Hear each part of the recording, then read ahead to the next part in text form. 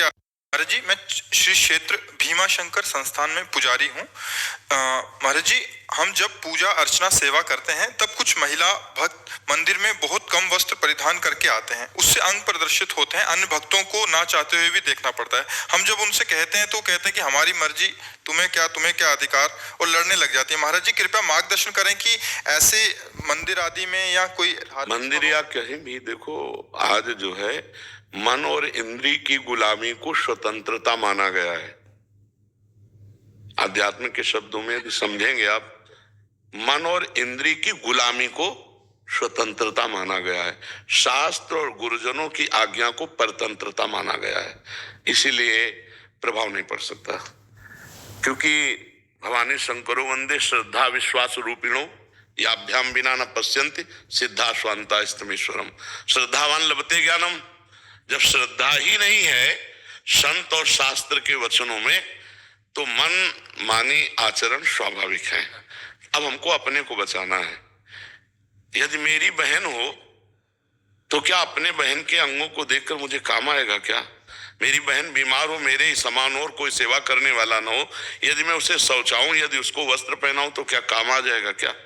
तो मैं अपनी दृष्टि को पावन करूं। अब समाज को पावन करने की सामर्थ्य भगवान में है, या भगवान जिन संतों की वाणी से करवा दें तो है, नहीं तो असंभव सा है, क्योंकि मनमानी आचरणों का बड़ा मनोरंजन चल रहा है।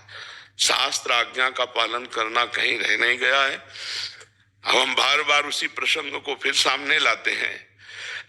एक बच्चा कई बच्चियों से बॉयफ्रेंड गर्लफ्रेंड का संबंध रखते हैं, बच्चियां, और ब्रेकअप करते हैं। फिर अगले फिर इसे क्या कहते हैं हमारी शास्त्रीय भाषा में? व्यभिचार। और व्यभिचारी पुरुष और व्यभिचारी स्त्री को किस भाव से देखा जाता है शास्त्र की दृष्टि में? तो संयम तो खो चुके, संयम खो चुके, पवित्रता खो चुके।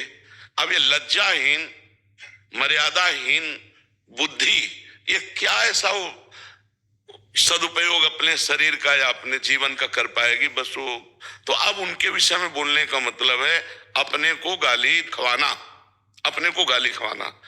तो हमें लगता है हमें अपनी दृष्टि ठीक कर लेनी चाहिए, और तेरे भावे जो करे भलो बुरो संसार, नारायण तू बैठ के अपनो भवन बुहार। हाँ, तो हमारा शास्त्र और हमारे गुरु जी यही उपदेश करते हैं कि अपने आप को बचा लो। बस यही खास बात है। दूसरे को बचा ले चलोगे तो आप भी घसीट जाओगे।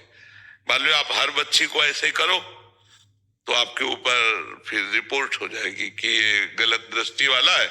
इसलिए जिस रूप में आओ प्रभु आप ही हो। हाँ, कोई आपसे पूछे तो उपदेश दे दो, लेकिन समझने वाला कोई है नहीं, समझने वाला कोई है नहीं। हमको अपने आप को समझाना होगा।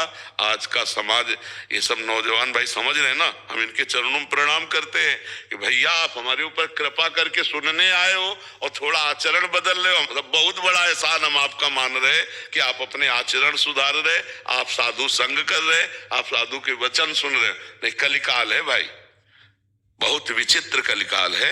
ये तो पता नहीं कौन सी लहर चली है कि संतों के प्रति श्रद्धा हो गई। तो इसलिए अपने को सुधारा जाए, समाज को सुधारने की